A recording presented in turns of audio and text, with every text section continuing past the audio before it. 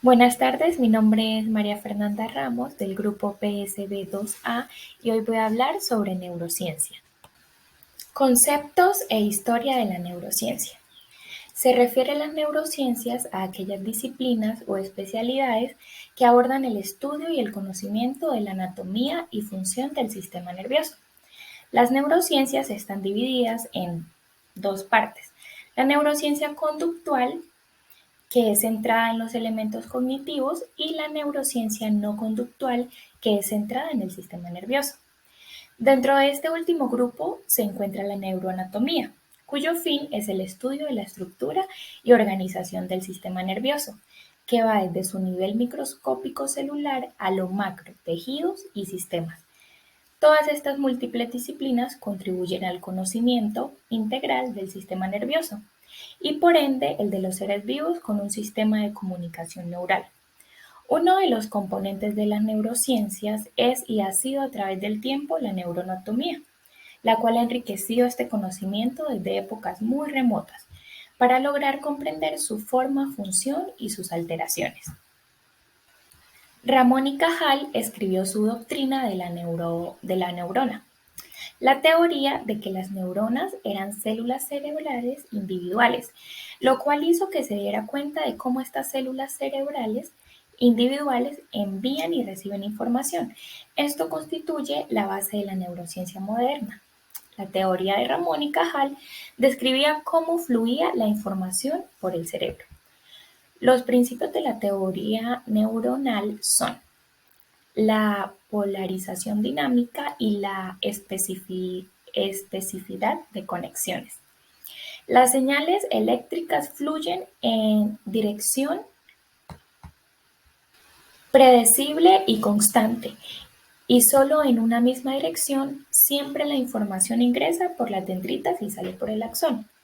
En la especificidad de conexiones plantea que no hay continuidad citoplasmática entre las células nerviosas y que no se comunican de forma indiscriminada ni aleatoriamente. Células nerviosas. El sistema nervioso transmite señales entre el cerebro y el resto del cuerpo, incluidos los órganos internos. De esta manera, la actividad del sistema nervioso controla la capacidad de moverse, respirar, ver y pensar. Ver y pensar más. La unidad básica del sistema nervioso es una célula nerviosa o neurona. Aunque el sistema nervioso es muy complejo, el tejido nervioso se compone de solo dos tipos básicos de células nerviosas, y las neuronas y células gliales. Las neuronas son las unidades estructurales y funcionales del sistema nervioso. Estas transmiten señales eléctricas llamadas impulsos eléctricos. Las células gliales proporcionan el apoyo a las neuronas. Por ejemplo, brindan nutrientes y otros materiales a las neuronas.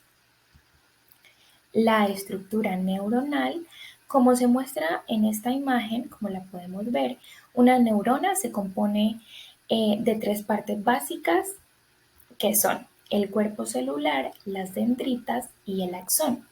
El cuerpo celular contiene el núcleo y otros organelos celulares.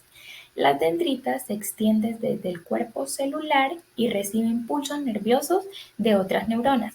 Y el axón es una extensión larga del cuerpo celular que transmite impulsos nerviosos a otras células. Las ramas del axón en el extremo forman terminales axónicos. Estos son los puntos en donde la neurona se comunica con otras células. Las neuronas procesan información que arriba en forma de las señales eléctricas o impulsos nerviosos o potenciales de acción, que viajan a lo largo de sus axones. Estas señales se deben a que los iones tienen cargas eléctricas y se mueven a través de la membrana, pero como las membranas de la mayor parte de las células, incluyendo las neuronas, son relativamente impermeables a los iones, en la membrana hay proteínas que actúan como canales para hacer posible que los iones las crucen. La diferencia de voltaje a través de la membrana plasmática de una neurona es que se encuentra en reposo. Esto es que no está mandando señales eléctricas. Es llamado reposo potencial o potencial de reposo. La función del potencial de acción es un proceso fisiológico que se genera entre las neuronas con el fin de transmitir información y emitir una respuesta motora por parte de un músculo. Este es un periodo celular caracterizado por la entrada de sodio al interior de la célula y posterior a la salida del potasio. Los tipos de neuronas. Las neuronas se clasifican basadas en la dirección a la que transportan los impulsos nerviosos.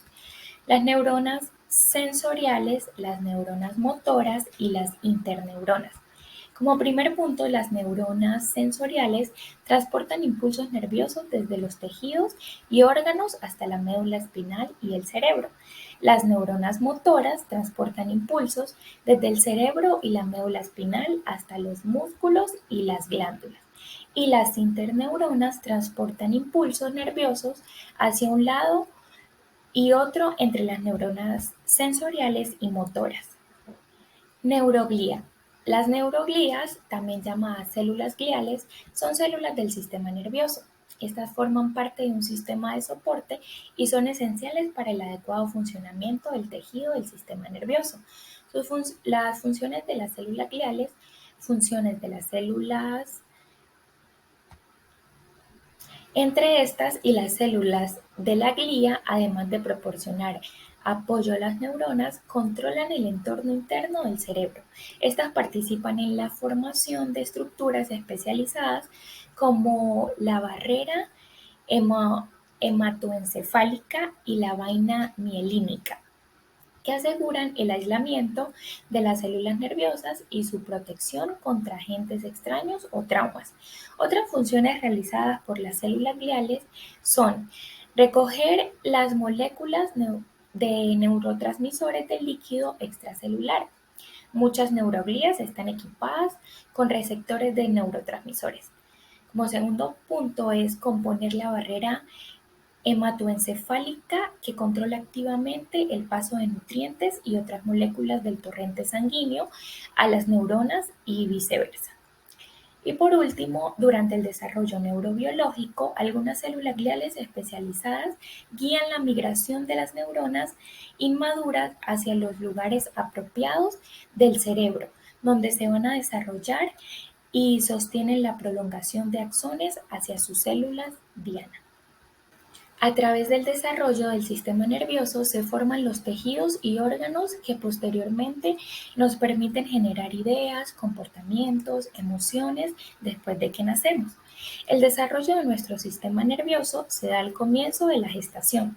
Se trata de un proceso complejo y especializado que comienza a partir de las primeras células nerviosas.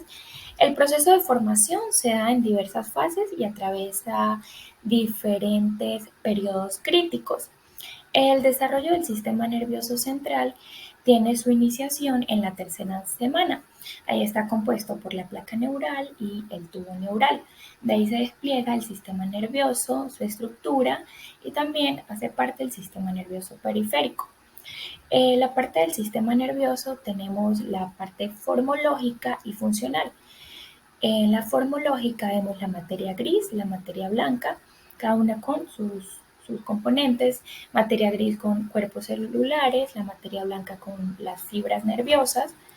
En la funcional es autónomo y somático. Vemos los procesos metabólicos, la frecuencia y la fuerza contráctil del corazón, el músculo liso, los movimientos voluntarios. En la parte del sistema nervioso estructural encontramos el sistema nervioso central, que está el encéfalo y la médula espinal.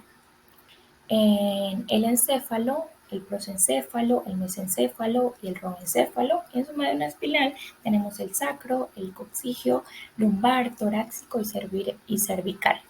En el sistema nervioso periférico encontramos los nervios espinales, los plexos nerviosos, los nervios craneanos y los ganglios nerviosos, así como lo podemos observar en esta imagen. Ontogénesis del sistema nervioso. El término ontogénesis se refiere al proceso evolutivo de un individuo dentro de su misma especie, desde la fecundación hasta la adultez. El sistema nervioso es el primer sistema que se forma en el embrión. Desde el momento de la fecundación y después de su estructuración inicia el posterior proceso de formación de órganos y demás estructuras del cuerpo humano. Vemos en la fase número 1 la proliferación, que da origen a millones de neuronas y células glía. Como segundo vemos la migración, que es el desplazamiento de células dentro del sistema nervioso. En la tercera parte está la organización, que es donde ocurre la diferenciación, el acomodo y el crecimiento de las neuronas, además de dar inicio a la sinapsis. Y la cuarta es la mielinización, que las neuronas se cubren con mielan para mejorar el funcionamiento. Podemos ver unas etapas también en la ontogénesis del sistema nervioso. En el estado de Gastrula se definen las tres capas germinativas, que ahí conseguimos el ectodermo, el mesodermo y el endodermo. En el ectodermo damos origen al sistema nervioso y a la piel. En el mesodermo, el origen a los huesos y a los músculos. En el ectodermo se da origen a la sangre y a los órganos. Bueno, ese ha sido mi punto de exposición. Muchas gracias.